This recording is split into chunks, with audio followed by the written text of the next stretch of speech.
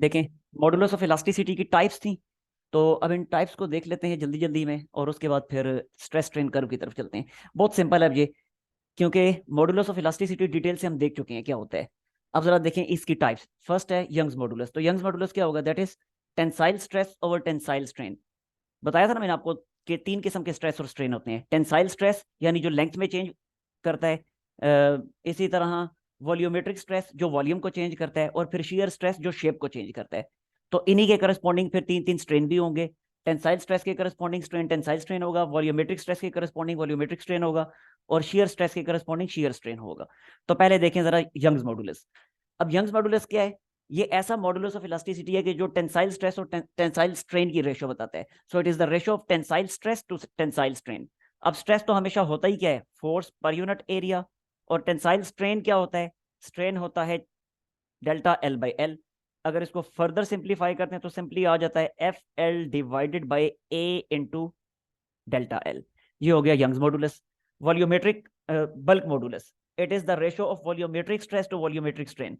तो स्ट्रेस तो हमेशा होगा ही फोर्स पर यूनिट एरिया, और स्ट्रेन क्या होगा? Volumetric strain delta V by V. So it becomes what? F into V divided by A into delta V. और shear stress over shear strain, shear modulus. अब ये क्या होगा? शियर स्ट्रेस क्या होता है? स्ट्रेस सारे के सारे फोर्स पर यूनिट एरिया ही होते हैं। अब शियर स्ट्रेन क्या होगा? तो इसके लिए अलग से मैंने पहले ही कैलकुलेशन कर दी थी जब ये टॉपिक स्टार्ट किया था। तो शियर स्ट्रेन की कैलकुलेशन मैंने आपको करके बताई थी, that was equal to theta when angle is very small, then tensile strain is equal to theta. ये आया था ना पहले, ये आया था, चलें डायरेक्टली देता हूँ। पहले ये आया था that is equal to tan theta, और इसको फर्दर सिंप्लीफाई करके क्या लिखेंगे? F divided by A into tan theta. ठीक हो गया? और फर्दर फिर इसको क्या लिखेंगे? F divided by A into theta when theta is very small, क्योंकि जब थीटा बहुत छोटा है तो टेन थीटा और थीटा इक्वल होते हैं।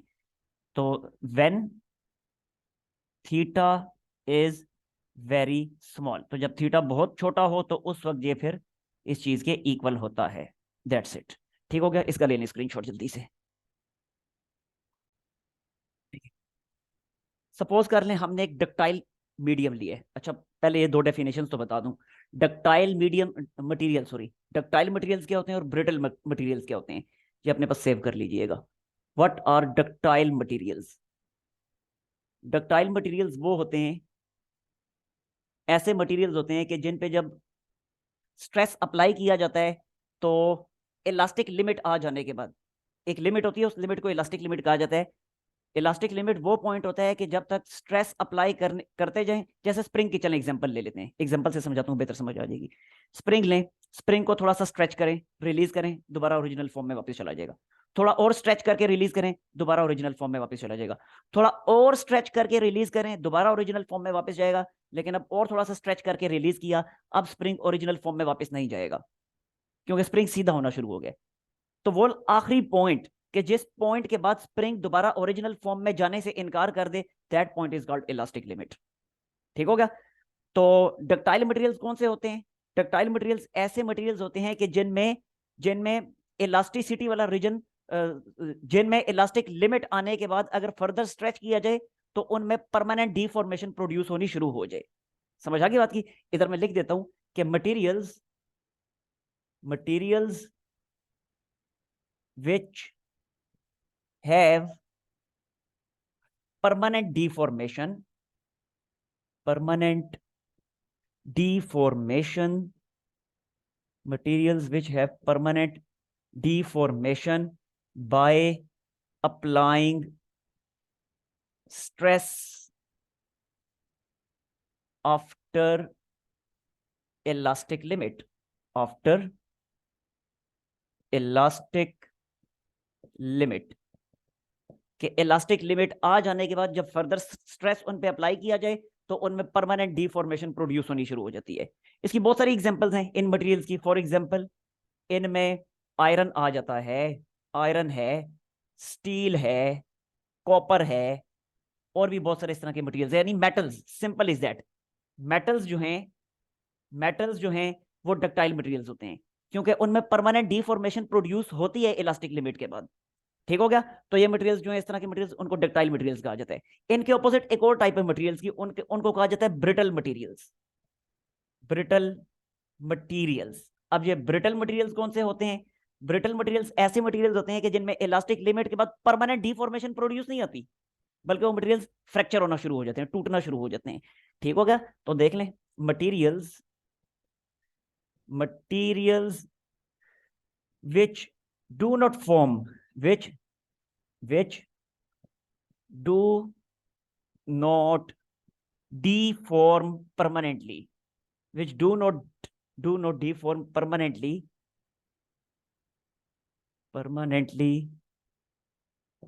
by applying stress after elastic limit, by applying stress after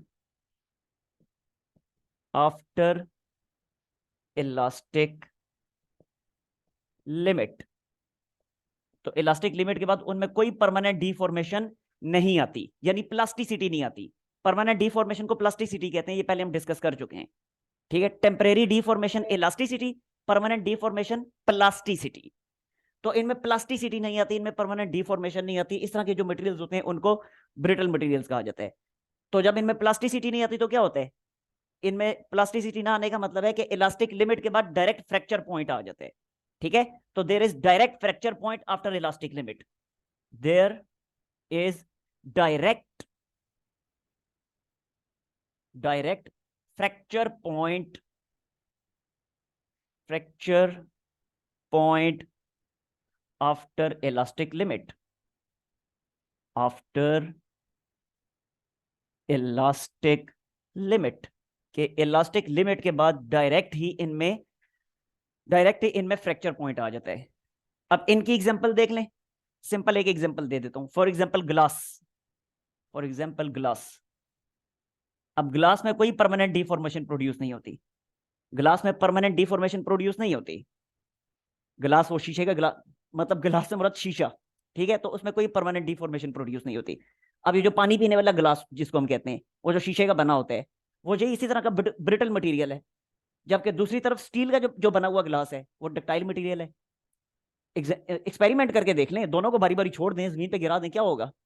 जो स्टील का ग्लास है उसमें उसमें टेढ़ापन पैदा हो जाएगा। ऐसे ही है ना, प्रेस हो जाता है, यानी उसमें परमानेंट डिफॉर्मेशन आ जाती है। दैट्स वाई स्टील का जो बना हुआ ग्लास है दैट इज डक्टाइल मटेरियल, जबकि जो शीशे का बना हुआ ग्लास है वो ब्रिटल मटेरियल है, क्योंकि उसमें परमानेंट डिफॉर्मेशन प्रोड्यूस हो जाती है। आगे समझ बात की? अब इससे रिलेटेड एक लतीफा मुझे याद आ रहा है, मटेरियल साइंसेज जब हमने पढ़ी थी क्लास में, आखिरी सेमेस्टर था हमारा, लेकिन छोड़ें, फिर कभी सुना दूंगा, बिला वजह टाइम वेस्ट होगा। तो खैर, ये होता है फर्क इनमें डक्टाइल मटेरियल और ब्रिटल मटेरियल में। जी, यहां तक मुझे बताएं, कोई मसला? ये चीज क्लियर होगी? अब याद रखें कि ये जो ग्राफ हमने ड्रॉ किया हुआ है, ये brittle material, sorry, ductile materials के लिए हमने एक ग्राफ ड्रॉ किया हुआ है। ठीक है, तो हम कोई सा भी एक डक्टाइल मटेरियल ले लेते हैं, कोई सा भी, सपोज कॉपर है, कॉपर के लिए चले हम ग्राफ ड्रॉ कर लेते हैं। तो कोई सा भी डक्टाइल मटेरियल उठा लें, उसके लिए ग्राफ ड्रॉ करें तो ग्राफ इस तरह का ड्रॉ होगा। अब इस ग्राफ की जो कैरेक्टरिस्टिक्स हैं, जो इसकी खसूसियात हैं, हम उनको स्टडी करते हैं। तो देखें जरा, यहां पे मैं लिख देता हूं कि we took a ductile material, we took a ductile material, और क्या कर रहे हैं हम उसमें डिफॉर्मेशन प्रोड्यूस कर रहे हैं, and produced deformation by some external force, and produced deformation by external force, FEXT मैंने लिख दिया, मींस एक्सटर्नल फोर्स। जब एक्सटर्नल फोर्स के थ्रू हम इसमें डिफॉर्मेशन प्रोड्यूस कर रहे हैं, यानी स्ट्रेन प्रोड्यूस कर रहे हैं, तो स्ट्रेन प्रोड्यूस करने से ऑटोमेटिकली उसके मॉलिक्यूल्स के दरमियान स्ट्रेस पैदा होगा या नहीं होगा? देखिए, मैं, ये मटेरियल है, इसको मैं अगर स्ट्रेच करता हूँ, जोर से मैं खींचता हूँ, अब एक्सटर्नल फोर्स के थ्रू इसको मैं खींच रहा हूँ, तो इसमें स्ट्रेन प्रोड्यूस हो रहा है। अब उस स्ट्रेन की वजह से इसके मॉलिक्यूल्स के दरमियान स्ट्रेस प्रोड्यूस हो रहा है, नहीं हो रहा? डेफिनेटली हो रहा है। तो उसी स्ट्रेस को हम स्टडी करेंगे, हम देखेंगे कि स्ट्रेन बढ़ाने से स्ट्रेस पे क्या फर्क पड़ता है। आई समझ बात की?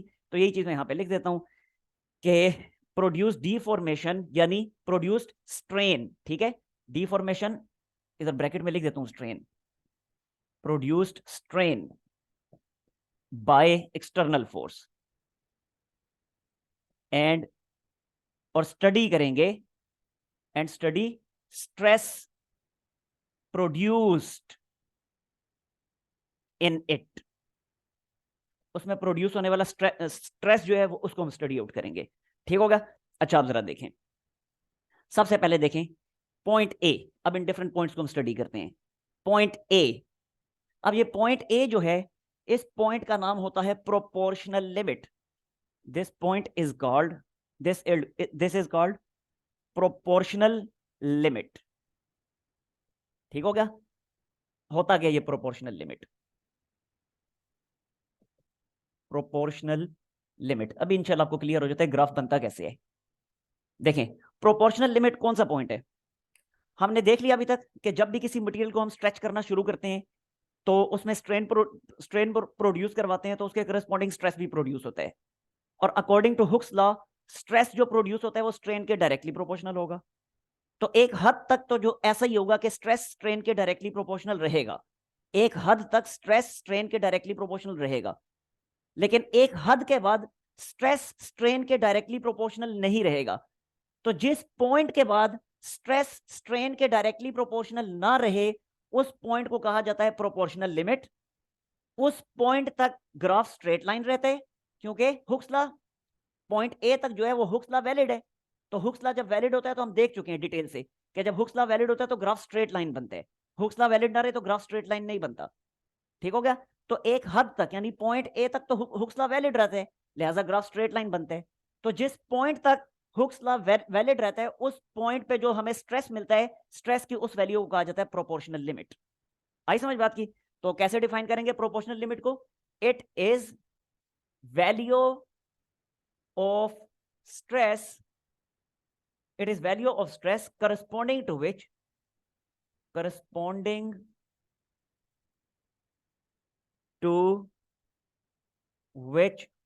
it is the value of stress corresponding to which Hooke's law remains valid। इस पॉइंट तक हुक्स लॉ वैलिड रहता है। क्या मतलब? दैट इज स्ट्रेस जो है वो स्ट्रेन के डायरेक्टली प्रोपोर्शनल रहता है। ठीक हो गया। इस इस पॉइंट के करस्पॉन्डिंग जो स्ट्रेस की वैल्यू होती है उसको कहा जाता है प्रोपोर्शनल लिमिट। ठीक हो गया। अच्छा, इस पॉइंट के बाद जो है, इस पॉइंट के बाद हुक्स लॉ वैलिड नहीं रहता। तो आफ्टर दिस पॉइंट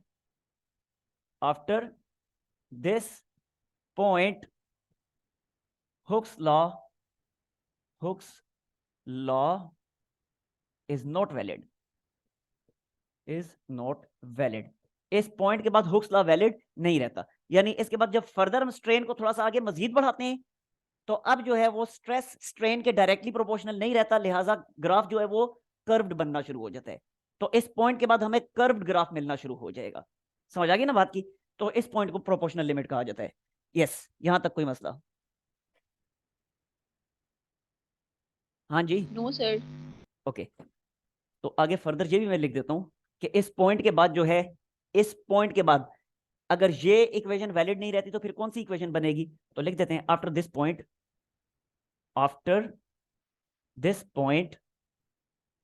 इस पॉइंट के बाद स्ट्रेस की हायर पावर स्ट्रेन के डायरेक्टली प्रोपोर्शनल हो जाती है, जबकि एन की वैल्यू, एन पहले ही हम बता चुके हैं कि एन 1 से बड़ा होगा। जरा अगर एन 1 के बराबर होता तो फिर तो दोनों पावर सेम हो जाती ना, फिर तो हुक्स लॉ वैलिड हो रहा होता।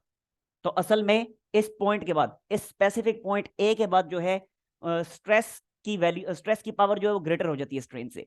अच्छा, मुझे कैसे पता चला कि इक्वेशन ऐसे ही बनेगी स्ट्रेस की पावर एन?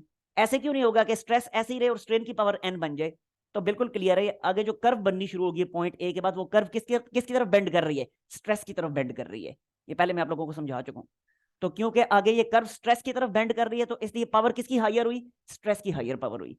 अगर स्ट्रेन की तरफ बेंड करती तो पावर जो है वो हायर स्ट्रेन की हो जाती। That's the point. यस, यहां तक कोई मसला? हाँ नो जी, सर। क्लियर हो गया। ओके। तो हमारा जो रीजन ओ ए है इसमें हुक्स लॉ वैलिड रहता है। तो Hooke's law remains valid in region O A. लिख लेते हैं इसको भी। हुक्स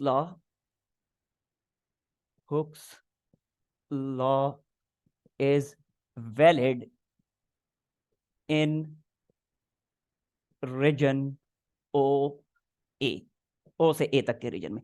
इसका ले लें स्क्रीनशॉट जल्दी से, फिर नेक्स्ट पॉइंट को स्टडी करते हैं। Hurry up.